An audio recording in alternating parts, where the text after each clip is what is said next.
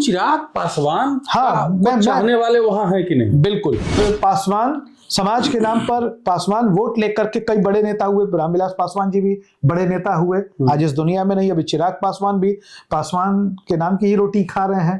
एक बड़ा वर्ग है जो बिहारी मतदाताओं का है, बिहारी मूल के लोग पश्चिम बंगाल में बड़ी संख्या में रहते हैं। तो हम कर सकते हैं कि बड़ी आबादी पासवान समाज की भी पश्चिम बंगाल में, खासतौर पर कोलकाता महानगर और हावड़ा के इलाके में रहती है। वहां तृणमूल कांग्रेस और बीजेपी में टक्कर थी, तो लोग कहते थे एग्जीबिशन रोड और बोरिंग रोड में लड़ाई हो रही है। तृणमूल कांग्रेस के उम्मीदवार थे शत्रुघ्न सिन्हा, जो एग्जीबिशन रोड के रहने वाले, और बीजेपी के उम्मीदवार थे एसएस अहलुवालिया, जो बोरिंग रोड के रहने वाले हैं। और जब राष्ट्रीय जनता दल ने बंगाल में चुनाव लड़ना शुरू किया, तो जो बिहारी मूल के मतदाता थे, उस समय लालू प्रसाद यादव का दौर था, तो लोग वहां, बहुत सारे लोग अच्छी स्थिति में नहीं है। कोई वहां दिहाड़ी मजदूरी करता है, तो कोई हाथ से खींचने वाला जो रिक्शा है वो चलाता है। लेकिन लालू प्रसाद यादव की पार्टी ने बाद के दिनों में तृणमूल कांग्रेस के समर्थन में वहां चुनाव लड़ना छोड़ दिया। चिराग पासवान अगर अलग वहां कोई लाइन लेने का प्रयास करेंगे तो सफल नहीं हो पाएंगे। बिहार विजय के बाद चिराग पासवान का रथ बंगाल की ओर रवाना हो गया है।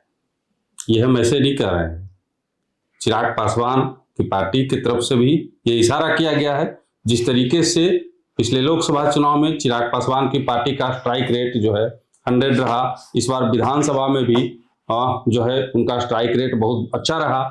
इसको लेकर के अब जो है चिराग पासवान की पार्टी बंगाल में भी चुनाव लड़ने का मूड बना चुकी है। इसी मुद्दे पे आज हम अपनी चर्चा को लेकर के आपके बीच आए हैं और हमारे साथ राजनीतिक विश्लेषक सिमरनजीत सिंह हैं। कैसे हैं? ठंडा बहुत है। ठंड बहुत है बंगाल में भी, इस बार ठंड बहुत है। क्या लग रहा है, चिराग पासवान जी का रथ रवाना हो गया है बंगाल की तरफ? हाँ, ये एक महत्वपूर्ण खबर है निशिकांत जी। एक ऐसी खबर की मैं कुछ सूचनाएं आपको इसमें दूंगा। 2006 में विधानसभा के चुनाव हुए थे पश्चिम बंगाल में। एक सीट थी बड़ा बाजार, कोलकाता महानगर में। अब वो सीट विलुप्त हो गई। राष्ट्रीय जनता दल के उम्मीदवार मोहम्मद सोहराब वहां से विधायक हुए थे। बड़ी आश्चर्य की बात है, पश्चिम बंगाल की विधानसभा में आरजेडी की एंट्री हुई थी। मोहम्मद सोहराब जी विधायक बने थे। कांग्रेस के अमिताभ चक्रवर्ती को उन्होंने हराया था और तृणमूल कांग्रेस वहां तीसरे नंबर पर थी। फिर बाद में परिसीमन हुआ, तो परिसीमन में वो सीट विलुप्त हो गई और कई दूसरी सीटें वहां बन गई। और इतना ही नहीं, कोलकाता महानगर में नगर निगम के चुनाव में भी राजद लगातार सीटें जीतती रही। कई सीटों पर राजद के उम्मीदवार फिर गठबंधन में भी लड़ा और अच्छी स्थिति रही। वजह मैं आपको बताता हूं। एक तो पश्चिम बंगाल बिहार का पड़ोसी राज्य है। मालदा, उत्तरी दिनाजपुर जैसे बंगाल के जो जिले हैं वो बिहार से सटे हुए हैं। दूसरा, कोलकाता महानगर जो पश्चिम बंगाल की राजधानी है, हावड़ा, आसनसोल, वर्धमान, दुर्गापुर, पुरुलिया, बांकुड़ा जैसे इलाके हैं। बड़ी संख्या में प्रवासी बिहारी वहां रहते हैं। बिल्कुल रहते हैं। और कई इलाके तो ऐसे हैं और कई परिवार ऐसे हैं कि जो 3-4 पीढ़ियों से बंगाल में रहते आ रहे हैं। मतलब आप उनको मूल रूप से बंगाली भी कह सकते हैं। मूल रूप से वो पश्चिम बंगाल के नागरिक भी हो चुके हैं, मतदाता तो पहले से है ही। आपको एक मैं मजेदार बात बताता हूं। और जैसे मैंने बताया कि राष्ट्रीय जनता दल की एंट्री हुई थी, पश्चिम बंगाल में एक लोकसभा की सीट है आसनसोल। अच्छा, हाँ। आसनसोल में लोकसभा का चुनाव हो रहा था और लोकसभा के चुनाव के दौरान मैं वहां पहुंचा था। पता है लोग वहां क्या कहते थे? वहां तृणमूल कांग्रेस और बीजेपी में टक्कर थी, तो लोग कहते थे एग्जीबिशन रोड और बोरिंग रोड में लड़ाई हो रही है। अब आप पूछिए कैसे? कैसे? तृणमूल कांग्रेस के उम्मीदवार थे शत्रुघ्न सिन्हा, जो एग्जीबिशन रोड के रहने वाले, और बीजेपी के उम्मीदवार थे एसएस अहलुवालिया, जो बोरिंग रोड के रहने वाले हैं। दोनों का घर यहीं पे है। दोनों चुनाव लड़ रहे थे। संयोग से शत्रुघ्न सिन्हा जीत गए, अहलुवालिया साहब हार गए। लेकिन लड़ाई बिहार के लोगों के बीच में हुई। पवन सिंह को भी भेजा जा रहा था कि आप जाइए लड़ लीजिए। तो बहुत सारी बातें हैं। तो एक बड़ा वर्ग है जो बिहारी मतदाताओं का है। बिहारी मूल के लोग पश्चिम बंगाल में बड़ी संख्या में रहते हैं। मेरा मानना है कि जो मेरा व्यक्तिगत अनुभव कहता है कि 3 से 4% बिहारी मतदाता बंगाल में होंगे। हालांकि इसमें एक डिस्क्लेमर लगाना जरूरी है कि इनमें 1-8% लोग ऐसे भी होंगे जिनका नाम बिहार की मतदाता सूची में ही दर्ज होगा। लेकिन 3% वोट कोई छोटी मोटी बात नहीं होती। और जब राष्ट्रीय जनता दल ने बंगाल में चुनाव लड़ना शुरू किया तो जो बिहारी मूल के मतदाता थे, उस समय लालू प्रसाद यादव का दौर था, तेजस्वी तब नहीं थे, 2006 की मैं बात कर रहा हूं। तो बिहार के लोगों के मन में एक उम्मीद जगी कि हमारी बात रखने वाला, चूंकि बिहार के लोगों की भी वहां अपनी समस्याएं हैं। जी। जब आप वहां मूल रूप से रहने लगते हैं, बिहार के लोग वहां, बहुत सारे लोग अच्छी स्थिति में नहीं है। कोई वहां दिहाड़ी मजदूरी करता है, तो कोई हाथ से खींचने वाला जो रिक्शा है वो चलाता है। तो उनके बारे में सरकारें बात नहीं करती।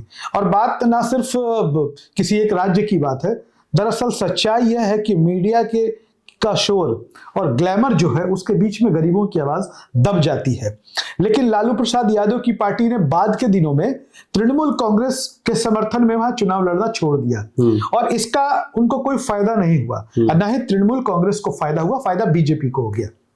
जो बिहारी मूल के मतदाता राजद को या समाजवादी पार्टी जैसी जो उत्तर प्रदेश की पार्टी है उनके समर्थक थे, वो बीजेपी के साथ चले गए और बीजेपी ने बड़ी छलांग लगाई, 3 से 77 पर पहुंच गए, वहां की मुख्य विपक्षी पार्टी बने। हालांकि बाद में बीजेपी का ग्राफ भी वहां गिरने लगा। लेकिन चिराग पासवान हाँ, चाहने वाले वहां है कि नहीं? बिल्कुल।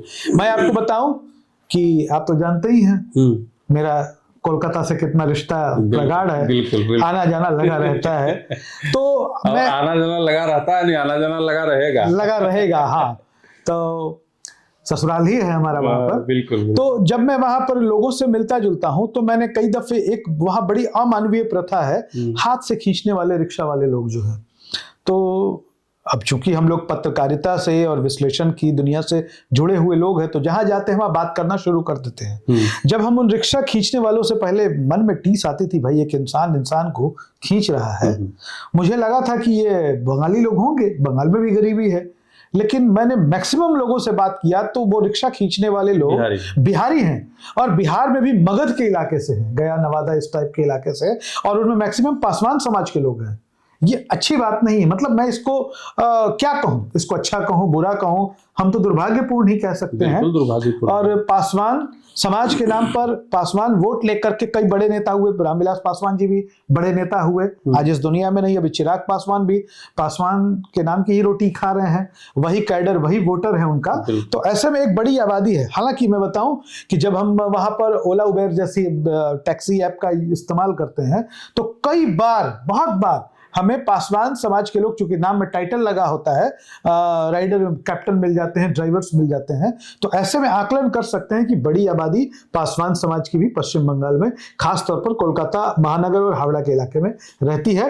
और चिराग पासवान अगर उनको अपने पक्ष में, तमाम बिहारी मतदाताओं को अपने पक्ष में करने में कामयाब हो जाते हैं तो कुछ ना कुछ उपलब्धि हासिल कर ही सकते हैं। वैसे भी चिराग पासवान का अभी अच्छा समय चल रहा है। लेकिन बात है कि वहाँ पे एनडीए में सबसे बड़ी पार्टी बीजेपी है, बीजेपी मानेगी चिराग को, वहाँ सीटें देगी, तभी ना वो जाके। हाँ, देखिए, अगर भारतीय जनता पार्टी, चूंकि चिराग पासवान बीजेपी के विश्वसनीय सहयोगी हैं, इसमें कहीं कोई दो राय नहीं है। आप चिराग पासवान पर कई तरह के सवाल खड़े कर सकते हैं, लेकिन भारतीय जनता पार्टी के लिए वो विश्वसनीय सहयोगी हैं। उनके पिता रामविलास पासवान कभी भाजपा के साथ, कभी कांग्रेस के साथ जाते रहते थे, लेकिन चिराग पासवान जब से राजनीति में है वो एक जगह पर हैं, वो स्थिर हैं।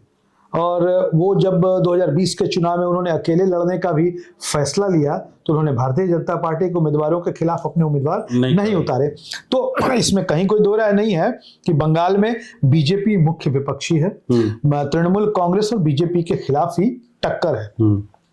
चिराग पासवान अगर अलग वहां कोई लाइन लेने का प्रयास करेंगे तो सफल नहीं हो पाएंगे। अगर मान लीजिए कि 1-1.5% बिहारी मतदाता उनके साथ चले ही जाए तो हासिल क्या होगा? कुछ नहीं। और हासिल इसलिए भी नहीं होगा, और बीजेपी को नुकसान हो जाएगा। नहीं, नुकसान भी मैं नहीं कह सकता। दरअसल बात यह है कि जिन मैं मतदाताओं की बात कर रहा हूं ना, तो बड़ी संख्या मुस्लिम मतदाताओं की भी है, जो बार बार एक बीजेपी आरोप लगाती है कि बंगाल में डेमोग्राफिकल चेंज हो रहा है। वहां डेमोग्राफी चेंज हो रही है, मुसलमानों की आबादी, मुसलमानों की जनसंख्या बहुत बढ़ रही है। तो याद रखिए कि वो सिर्फ वो मुसलमान नहीं है जो बांग्लादेश से आए हैं। अगर बीजेपी के आरोपों में दम है तब देश भर के मुसलमान, उनमें खासतौर पर बिहार और उत्तर प्रदेश, झारखंड के मुस्लिम समाज के लोग, वो भी बड़ी संख्या में कोलकाता में रहते हैं। तो इनमें एक मुस्लिम आबादी भी है, और मुस्लिम आबादी के वोटों का जो पैटर्न है वो हमें आपको बताने की जरूरत नहीं है, वो हम सब समझते हैं। वो तो भारतीय जनता पार्टी के खिलाफ ही जाएगा। तृणमूल कांग्रेस अगर वहां बीजेपी को हराने में सक्षम है तो तृणमूल के साथ जाएगा, कांग्रेस सक्षम होगी तो कांग्रेस के साथ जाएगा, सीपीएम यानी कि लेफ्ट का जो गठजोड़ है वो सक्षम होगा तो उनके साथ चला जाएगा। वो तो चिराग पासवान के साथ आने से रहा। तो ऐसे में जिस वोट बैंक की हम बात कर रहे हैं, जिस आबादी की बात कर रहे हैं, जो प्रतिशत हम बता रहे हैं, उसमें मुस्लिम मतदाताओं की भी बड़ी संख्या है। तो चिराग पासवान अकेले कुछ नहीं कर पाएंगे, लेकिन अगर वो एनडीए के साथ जाएंगे, बीजेपी अगर चिराग पासवान को मैनेज करती है तो निश्चित रूप से हम ये नहीं कह सकते कि सीटों का फायदा होगा, लेकिन हर विधानसभा सीट में लगभग कम से कम 40 से 50 ऐसी विधानसभा की सीटें हैं बंगाल में जहां बीजेपी को फायदा होगा चिराग पासवान से, एकदम पक्का, बिल्कुल निश्चित रूप से। 1000 वोट का फायदा हो, 2000 वोट का फायदा होगा। अच्छा, आप तो बंगाल जाते हैं, अंतिम सवाल हम ये भी ले ही लेते हैं इसी में, क्या लगता है आपको इस बार बंगाल में परिवर्तन का मूड है? देखिए, पश्चिम बंगाल के पिछले विधानसभा चुनाव को आप देखें निशिकांत जी 2021 में, तो उस वक्त भी परिवर्तन का मूड था, लेकिन दीदी ने नारा दे दिया खेला हो बे, और खेला हो गया। लेकिन तब में और अब में एक बात बड़ी फर्क है। तब क्या हुआ था कि जो मूल रूप से बंगाली मतदाता हैं, बंगाली मतदाता जो हैं, वो ममता बनर्जी के पक्ष में बोल रहे थे, वो बीजेपी के पक्ष में नहीं बोल रहे थे। वो दीदी और दादा की लड़ाई बताते थे और मोदी और अमित शाह को कहते थे वो बाहरी है। और ममता बनर्जी भाई निश्चित रूप से वो बंगाली हैं, वो उनको अपना कहते थे। लेकिन इस बार बंगाली मतदाताओं का भी एक बड़ा वर्ग है जो बीजेपी के पक्ष में है, निश्चित रूप से ये मान लीजिए। दूसरा कि ममता बनर्जी बुरी तरीके से सत्ता विरोधी लहर, एंटी इनकम्बेंसी झेल रही है। तीसरा फैक्टर था कि पिछली बार सीपीएम और कांग्रेस का खाता भी नहीं खुला था, इस बार ऐसा नहीं होगा। लेफ्ट और कांग्रेस का अलायंस कहीं कहीं खाता खोलने में कामयाब होगा, क्योंकि नाराजगी जो है वो बिल्कुल अंदर तक है। और सीपीएम और कांग्रेस को जितना वोट आएगा, बीजेपी की संभावनाएं उतनी बड़ी होती जाएंगी। याद रखिए, बंगाल में जो वोटों का गणित है, सीपीएम और कांग्रेस जब तक 3 कोण की लड़ाई नहीं होगी आराम से, कायदे से, आप लोकसभा के चुनाव को याद करिए 2014-2019, वहां कांग्रेस और लेफ्ट ने बढ़िया लड़ाई दी तो बीजेपी को अच्छी सीटें आ गई। पर इस बार हुआ क्या कि जो बंगाली मतदाता था वो ममता बनर्जी को शिफ्ट हुआ, और जब शिफ्ट हुआ तो बीजेपी की सीटें और कम हो गई। कहा बीजेपी कभी 22 तक पहुंच गई थी, इस बार 12 पे आके लटक गई। तो हर चुनाव का अपना अलग गणित होता है, लेकिन मैं यह देख रहा हूं कि ममता बनर्जी के खिलाफ नाराजगी है, लेकिन अब उस नाराजगी को बीजेपी कितना कैश करा पाती है, क्योंकि बीजेपी के खिलाफ सिर्फ एक ही बात जा रही है। बीजेपी के पास बंगाल में कोई ऐसा बड़ा चेहरा ही नहीं है जिसको आप ममता बनर्जी के सामने लाकर खड़ा कर सके। चलिए, सिमरनजीत जी की बातें आपने साफ तौर पे सुन ली, और चिराग पासवान का रथ बंगाल जाएगा या जाने से पहले ही उस रथ के पहिए को रोक दिया जाएगा, ये तो आने वाला वक्त बताएगा। पश्चिम बंगाल में ममता दीदी की सरकार रहेगी या बीजेपी का कमल खिलेगा, ये भी आने वाला वक्त बताएगा।